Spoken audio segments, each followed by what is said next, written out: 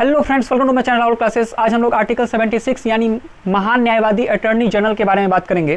तो चलिए स्टार्ट करते हैं। आर्टिकल 76 में महान न्यायवादी यानी अटॉर्नी जनरल की चर्चा है। इनके बारे में चलिए हम एक एक करके जानते हैं। तो पहला पॉइंट है कि केंद्र सरकार का प्रथम विधि अधिकारी कानूनी सलाहकार ये होते हैं। ये जो है, अगर मान लीजिए कोई व्यक्ति अगर केंद्र सरकार पर केस करता है तो केंद्र सरकार खुद लड़ने नहीं जाती है, महान न्यायवादी जाते हैं। कौन जाते हैं? महान न्यायवादी यानी अटॉर्नी जनरल जाते हैं। इसलिए इन्हें प्रथम विधि अधिकारी कहा जाता है। ठीक है। अगर मान लीजिए कोई व्यक्ति नरेंद्र मोदी जी पर केस करते हैं या मुकदमा करते हैं तो फिर मोदी जी थोड़ी जाते हैं लड़ने के लिए। कौन जाएंगे? अटॉर्नी जनरल ये जाएंगे। इसके बाद आगे चलते हैं। इनकी जो योग्यता है, यानी इनकी जो योग्यता है वो सुप्रीम कोर्ट के जज के बराबर होती है। सुप्रीम कोर्ट के जज की जो योग्यता है वो अटॉर्नी जनरल की योग्यता है। मतलब हम ये नहीं कहते कि आप सुप्रीम कोर्ट के जज को ही उठा लीजिए, ये इनकी योग्यता सुप्रीम कोर्ट के जज के बराबर है।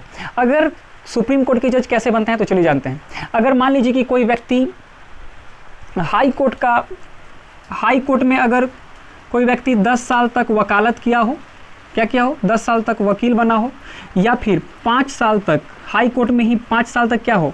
जज के पोस्ट पर हो, वही व्यक्ति सुप्रीम कोर्ट के जज के रूप में जा सकते हैं। और एक और बात कंडीशन है कि राष्ट्रपति के नज़र में, किसके नज़र में? राष्ट्रपति के नज़र में कानून का अच्छा जानकार हो, कानून का अच्छा जानकार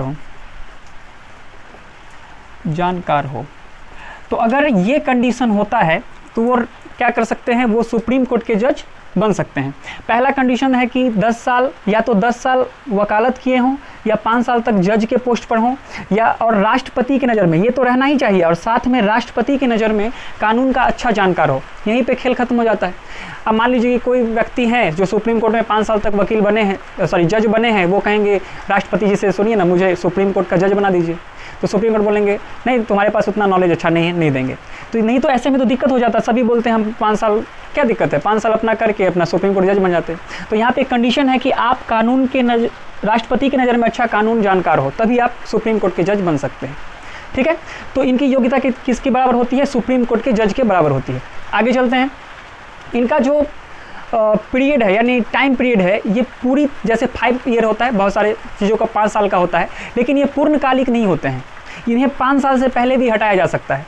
ये पूर्णकालिक नहीं होते हैं, यानी राष्ट्रपति के प्रसाद पर्यंत, यानी इच्छा अनुसार ये रहते हैं।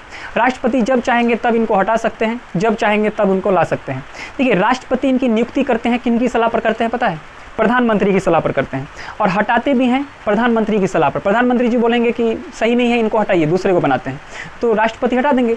तो हटाते भी यही हैं और नियुक्त भी यही करते हैं। किनकी सलाह पर? प्रधानमंत्री की सलाह पर। लेकिन नाम किनका होता है? राष्ट्रपति जी का, प्रेसिडेंट का होता है। चलिए नेक्स्ट बात करते हैं कि यह संसद के सदस्य नहीं होते हैं। ये जो है पार्लियामेंट के मेंबर नहीं होते हैं, फिर भी ये संसद में बैठते हैं, कार्यवाही में भाग लेते हैं, लेकिन वो वोट नहीं दे सकते, है ना, वोट मतदान नहीं करते हैं, क्योंकि ये संसद के सदस्य नहीं होते हैं। इसके कारण ये मतदान नहीं करते हैं। नेक्स्ट है कि इन्हें वेतन नहीं मिलता है। क्यों नहीं मिलता है वेतन? क्योंकि ये सरकार का तो केस लड़ते ही हैं, सरकार की मुकदमा तो लड़ती ही हैं। अगर कोई व्यक्ति, अगर मान लीजिए आम जनता है, वो बोलेंगे कि सुनिए ना, मुझे भी, मेरा भी केस लड़ लीजिए, तो वो उनके भी लड़ सकते हैं, है ना। आम लोगों के भी ये केस लड़ते हैं और सरकार की भी केस लड़ती है। इन्हें सरकार नहीं देती है वेतन। इनके अलावा उन्हें बंगला देती है, गाड़ी देती है, प्रोटेक्शन देती है, हर सुविधा दी जाती है, लेकिन इन्हें वेतन नहीं दी जाती है। ठीक है। क्योंकि ये जनरल लोगों की, यानी आम जनताओं की भी केस ये लड़ते हैं, इन्हें इसलिए वेतन नहीं दिया जाता है। ठीक है। क्योंकि वो ये जानते भी हैं कि अगर मान लीजिए कि ये पूर्णकालिक नहीं होते हैं, तो पूर्णकालिक नहीं है तो कभी भी इनको हटाया जा सकता है, तो कभी भी हटाया जाएगा तो फिर आम जनता का केस, इसीलिए वो लड़ते रहते हैं। ठीक है। इसके बाद आगे बात करते हैं कि इनकी सहायता देने के लिए सोलिसिटी जनरल आते हैं। SG कहा जाता है इनको, सोलिसिटी जनरल इनकी सहायता देते हैं। सोलिसिटी जनरल की जो योग्यता होती है वो हाई कोर्ट, है ना, हाई कोर्ट के जज के बराबर होती है। देखिए, ये सुप्रीम कोर्ट के जज के बराबर होते हैं, अटॉर्नी जनरल, महान न्यायवादी, सुप्रीम कोर्ट। और ये जो इनकी सहायता देने के लिए आते हैं, ये हाई कोर्ट के जज के बराबर इनकी योग्यता होती है। और सोलिसिटी जनरल को भी सहायता देने के लिए आते हैं एडिशनल सोलिसिटी जनरल। इनकी जो योग्यता होती है ये डिस्ट्रिक्ट कोर्ट के बराबर होती है। ठीक है। तो ये डिस्ट्रिक्ट कोर्ट के जज के बराबर इनकी योग्यता होती है, किनकी? एडिशनल सोलिसिटी जनरल की। और सोलिसिटी जनरल की योग्यता किनके बराबर? हाई कोर्ट के बराबर, इनकी डिस्ट्रिक्ट कोर्ट के बराबर। यहाँ तक समझ में आ गया आपको? अगर देखिए मान लीजिए कि महान न्यायवादी जब ये सुप्रीम कोर्ट के जज की बराबर योग्यता रखते हैं तो वो जहाँ चाहे वहाँ जाके केस लड़ सकते हैं, चाहे हाई कोर्ट में जाके लड़े, चाहे सुप्रीम कोर्ट में लड़े, चाहे डिस्ट्रिक्ट कोर्ट में, कहीं भी जाके वो लड़ सकते हैं, क्योंकि ऊपर जब ये इनका एजुकेशन हाई है तो वो नीचे तो आ ही सकते हैं ना। अब मान लीजिए कि जो 12th क्लास के स्टूडेंट को टीचर पढ़ाते हैं उनको बोला जाएगा कि पहला दूसरा को बता दीजिए, तो आराम से वो बता सकते हैं।